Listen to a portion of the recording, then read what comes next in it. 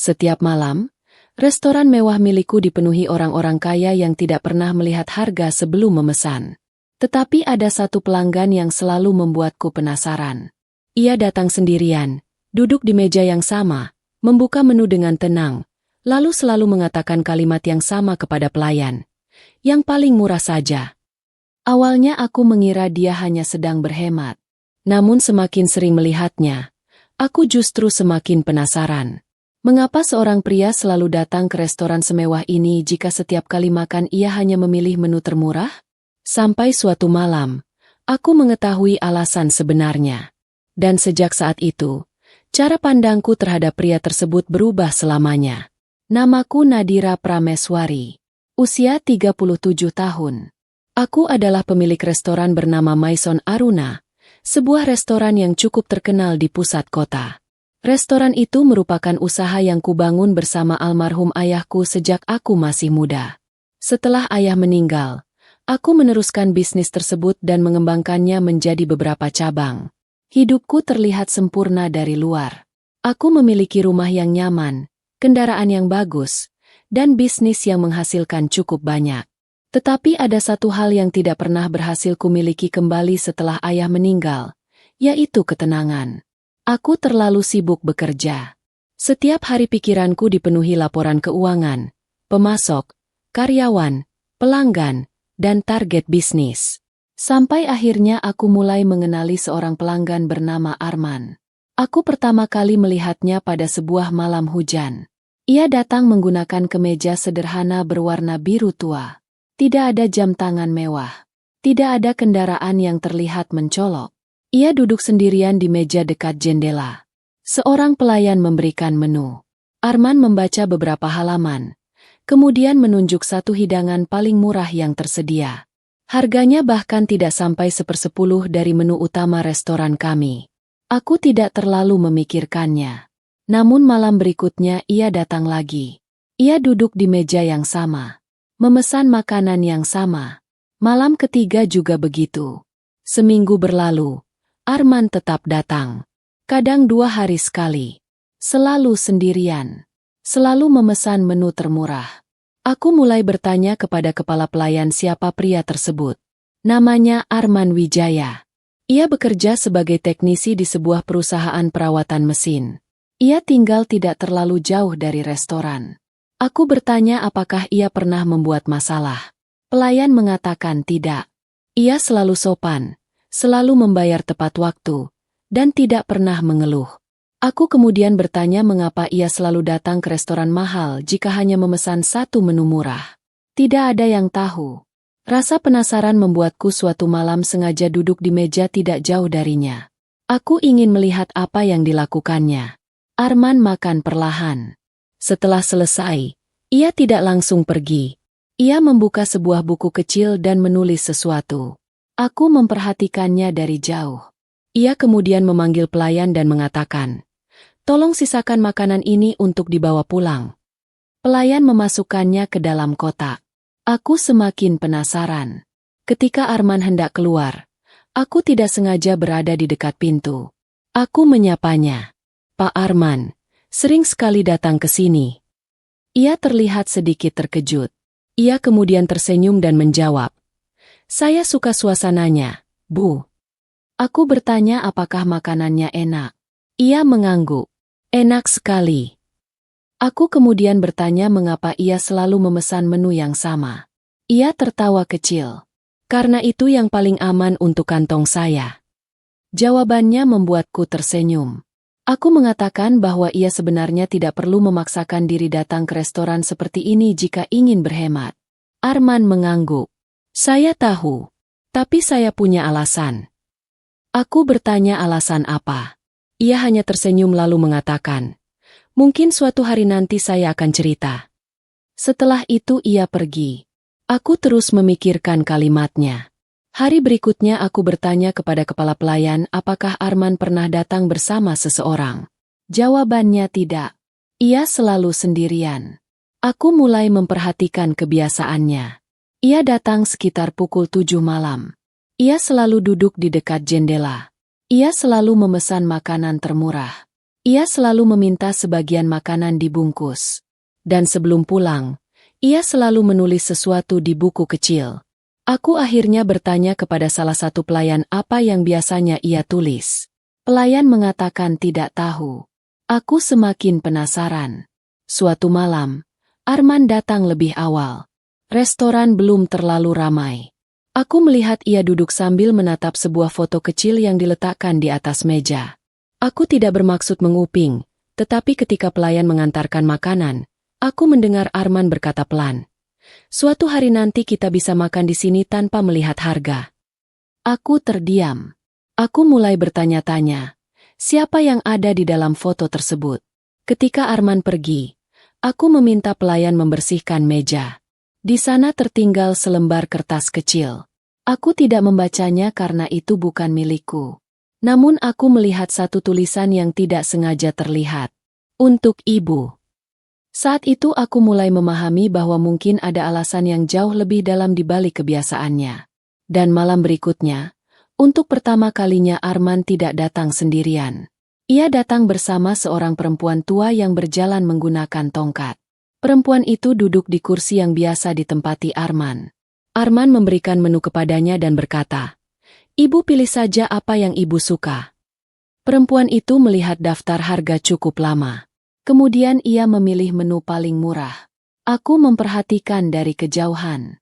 Dan tiba-tiba aku menyadari, mungkin selama ini bukan dirinya yang ingin makan di restoran mewah milikku. Ia datang karena seseorang yang sangat ia cintai memiliki sebuah impian sederhana. Malam itu aku tidak bisa berhenti memperhatikan Arman dan perempuan tua yang ternyata adalah ibunya.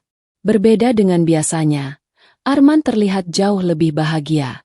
Ia beberapa kali tersenyum ketika melihat ibunya menikmati makanan.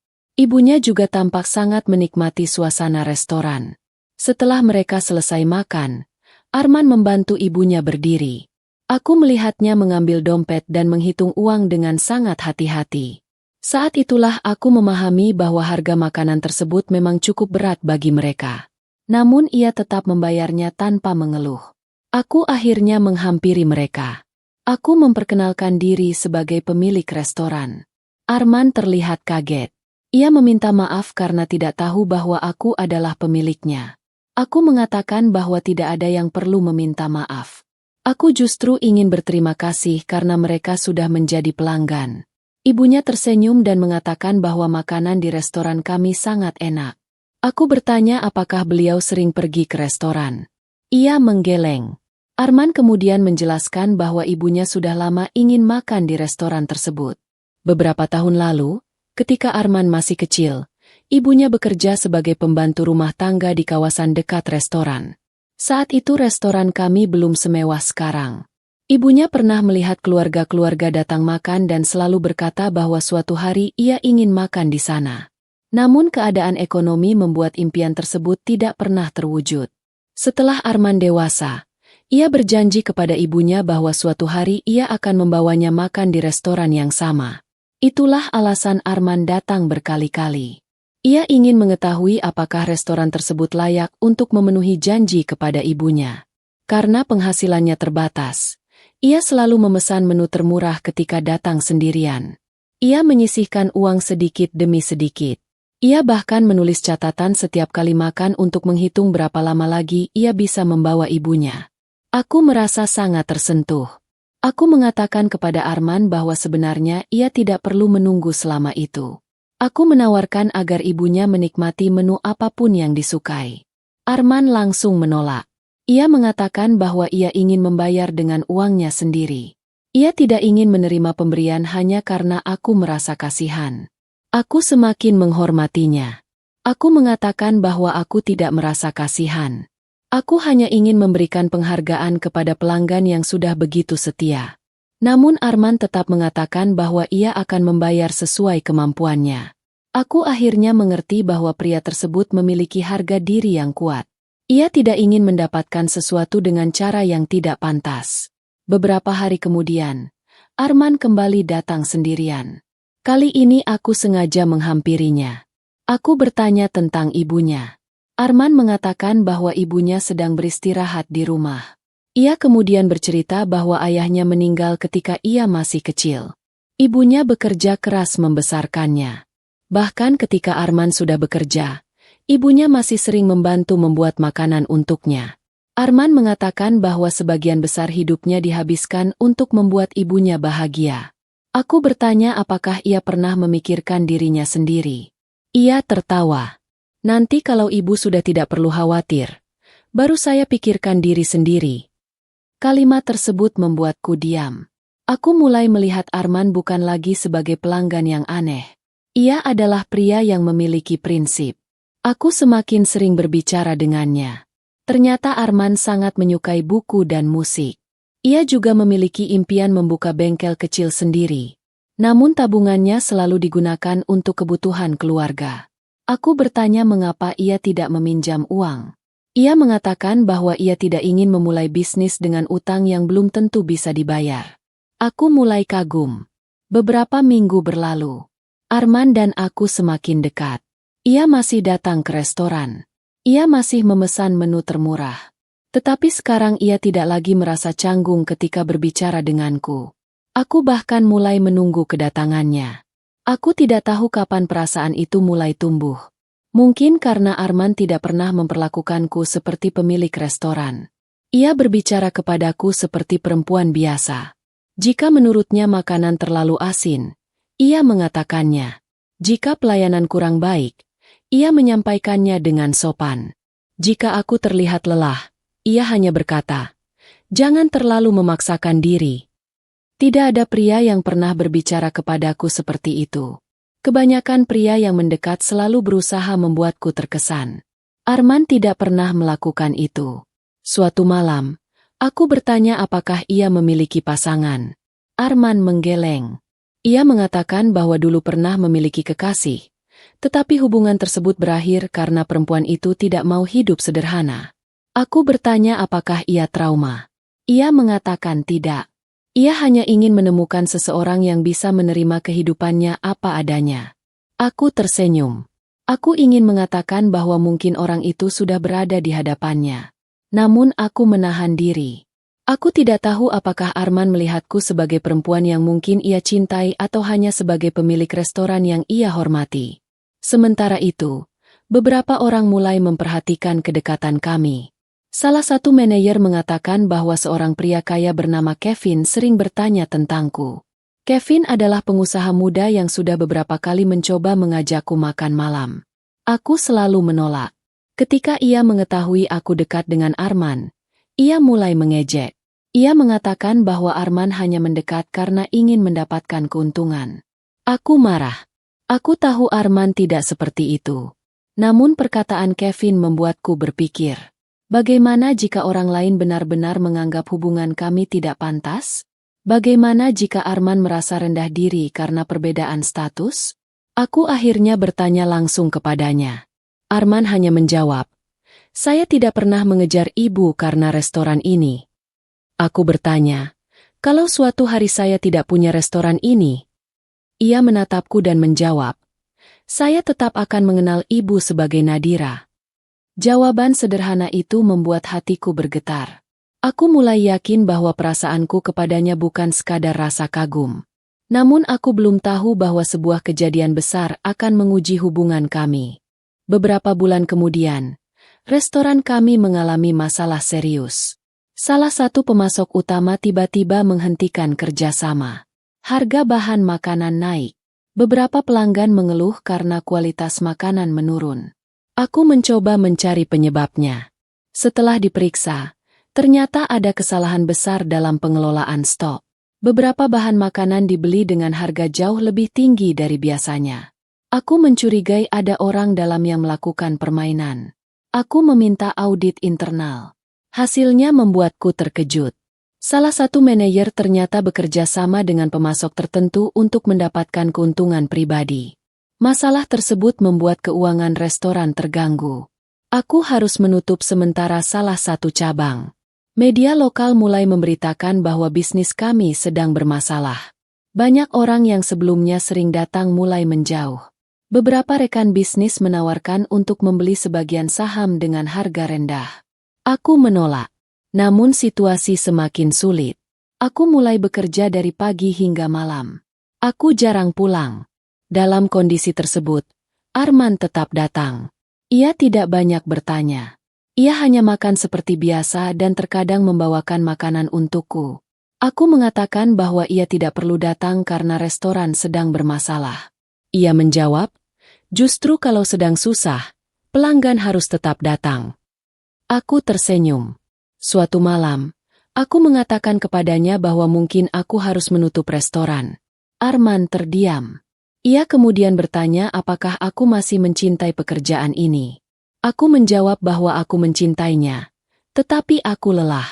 Arman mengatakan bahwa kalau aku lelah, istirahatlah. Jangan mengambil keputusan hanya karena takut. Aku terkejut mendengar nasihat tersebut. Aku kemudian bertanya apakah ia bersedia membantuku mencari cara untuk menyelamatkan restoran. Arman mengatakan bahwa ia bukan ahli bisnis. Namun ia bisa melihat restoran dari sudut pandang pelanggan.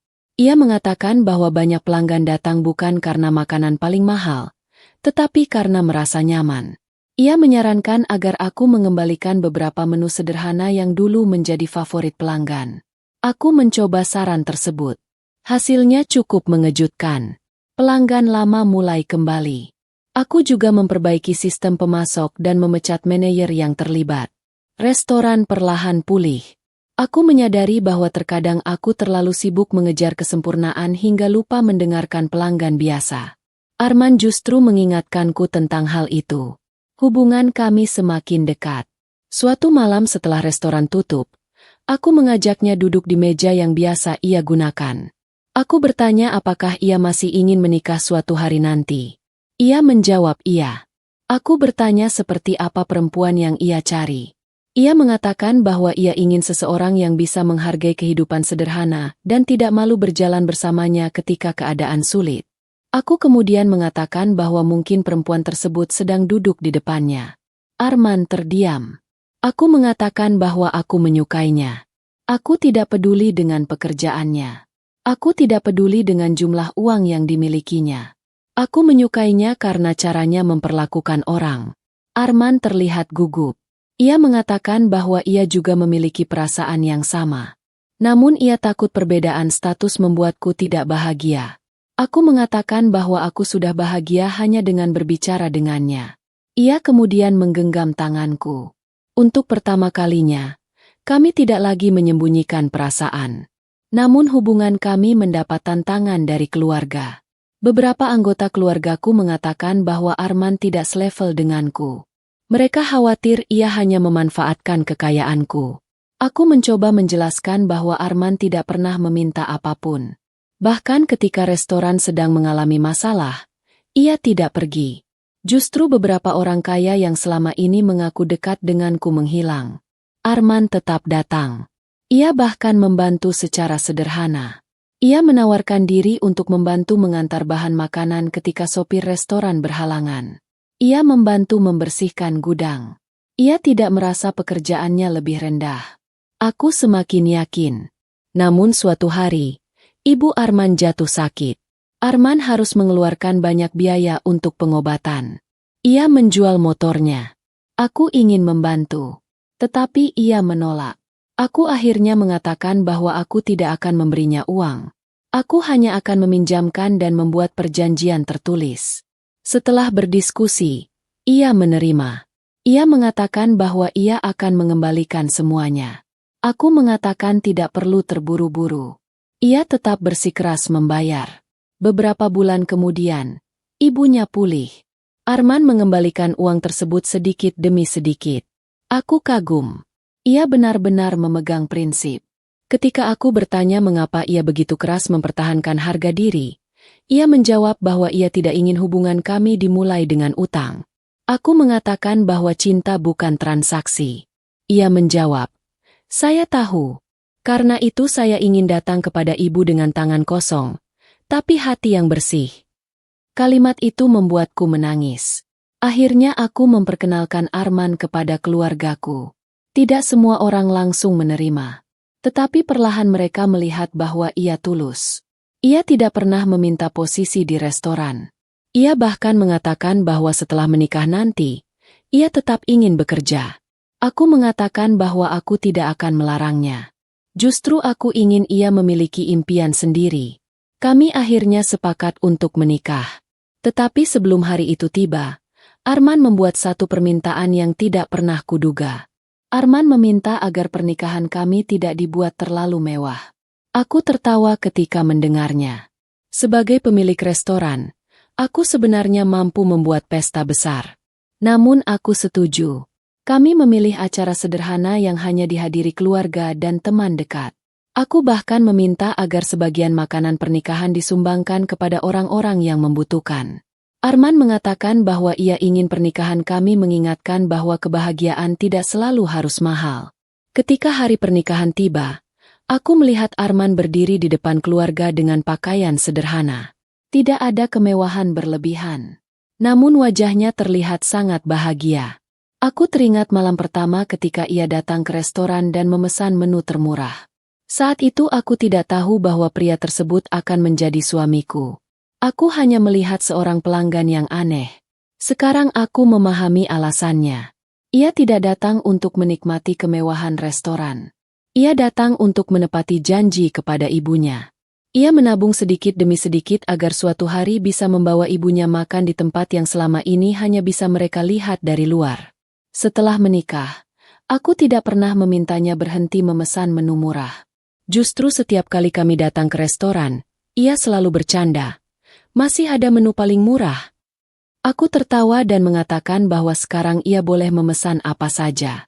Ia menjawab, "Saya tetap suka yang sederhana." Kehidupan kami berjalan dengan tenang. Arman tetap bekerja sebagai teknisi untuk beberapa waktu sebelum akhirnya membuka bengkel kecil bersama 2 orang temannya. Aku membantunya dalam pemasaran, tetapi ia tetap menjalankan bisnisnya sendiri. Ia tidak pernah meminta uangku. Kami memiliki keuangan yang transparan. Aku tidak ingin kekayaan menjadi sumber masalah dalam pernikahan. Kami bahkan membuat kesepakatan bahwa masing-masing tetap memiliki usaha sendiri. Beberapa tahun kemudian, bengkel Arman berkembang. Ia memiliki beberapa karyawan. Ia juga membantu anak-anak muda belajar menjadi teknisi. Aku bangga melihatnya. Ia tidak berubah meskipun kehidupannya membaik. Ia masih sederhana. Ia masih suka makan di warung kecil. Ia masih lebih senang membeli barang karena fungsi daripada merek. Suatu malam, kami kembali ke restoran lama tempat semuanya dimulai. Aku sengaja meminta meja dekat jendela. Arman melihat menu dan tersenyum. Ia menunjuk menu termurah. Aku bertanya apakah ia serius. Ia menjawab, "Tentu, ini menu bersejarah." Kami tertawa. Aku kemudian bertanya apakah ia pernah membayangkan akan menikah denganku ketika pertama kali datang ke restoran. Ia menggeleng. Ia mengatakan bahwa saat itu ia hanya memikirkan ibunya. Aku bertanya kapan ia mulai menyukaiku. Ia mengatakan bahwa ia mulai tertarik ketika aku tidak memandang rendah dirinya setelah mengetahui pekerjaannya. Aku tertawa. Aku mengatakan bahwa justru aku yang pertama kali penasaran kepadanya, karena ia selalu memesan menu termurah. Ia kemudian berkata bahwa kalau saja ia memesan menu mahal sejak awal, mungkin aku tidak akan pernah memperhatikannya. Aku tertawa mendengar itu. Kami kemudian membicarakan masa lalu. Aku mengakui bahwa sebelum mengenalnya, aku selalu takut pria mendekat karena uang. Arman mengatakan bahwa ketakutanku membuatku sulit percaya kepada orang. Aku mengatakan bahwa ia mengajariku untuk percaya lagi. Ia menjawab bahwa aku juga mengajarinya bahwa seseorang dari kehidupan sederhana bisa dicintai tanpa harus berubah menjadi orang kaya. Kami saling tersenyum. Sekarang restoran kami memiliki beberapa cabang. Tetapi aku tidak pernah melupakan menu murah yang dulu sering dipesan Arman. Aku bahkan mempertahankannya sebagai salah satu menu favorit pelanggan. Banyak pelanggan menyukainya. Aku menambahkan sebuah catatan kecil di menu tersebut. Bukan tentang kisah cinta kami, tetapi tentang nilai kesederhanaan. Aku ingin mengingatkan bahwa harga sebuah makanan tidak menentukan nilai sebuah pertemuan. Aku pernah berpikir bahwa seseorang yang datang ke restoran mewah harus mampu memesan hidangan termahal agar terlihat pantas berada di sana. Arman mengajarkanku hal sebaliknya. Ia datang dengan uang secukupnya, memesan makanan termurah, tetapi membawa hati yang jauh lebih mahal daripada semua benda yang pernah diberikan kepadaku. Dari pria itu aku belajar bahwa ketulusan tidak selalu terlihat dari cara seseorang memperlakukan orang kaya. Ketulusan justru terlihat dari cara seseorang memperlakukan orang yang tidak bisa memberinya keuntungan. Arman tidak pernah tahu bahwa aku pemilik restoran ketika pertama kali membantu membawa belanjaanku. Ia tidak tahu bahwa aku memiliki bisnis besar ketika memperbaiki motorku. Ia tidak tahu bahwa aku bisa membayar semua tagihan hidupnya ketika ia menawarkan bantuan sederhana. Ia hanya melihat seorang perempuan yang membutuhkan bantuan. Dan mungkin itulah alasan aku jatuh cinta. Ia mengenalku sebelum mengetahui nilai hartaku.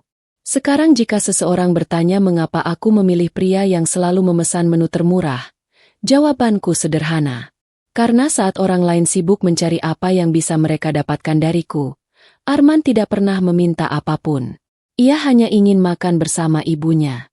Ia ingin membuat keluarganya bahagia. Ia ingin bekerja dengan jujur. Dan tanpa pernah ia rencanakan, ia akhirnya membuatku bahagia juga. Ternyata menu termurah di restoran itu membawa cerita paling mahal dalam hidupku. Dari sebuah meja dekat jendela, dari sepiring makanan sederhana, dan dari seorang pelanggan yang datang sendirian, aku menemukan seseorang yang akhirnya menjadi teman hidupku. Aku tidak pernah menyangka bahwa seorang pria yang awalnya hanya membuatku penasaran karena pesanannya akan membuatku memahami arti cinta yang sebenarnya. Cinta ternyata tidak selalu datang bersama bunga, hadiah mahal, atau makan malam mewah. Kadang cinta datang diam-diam.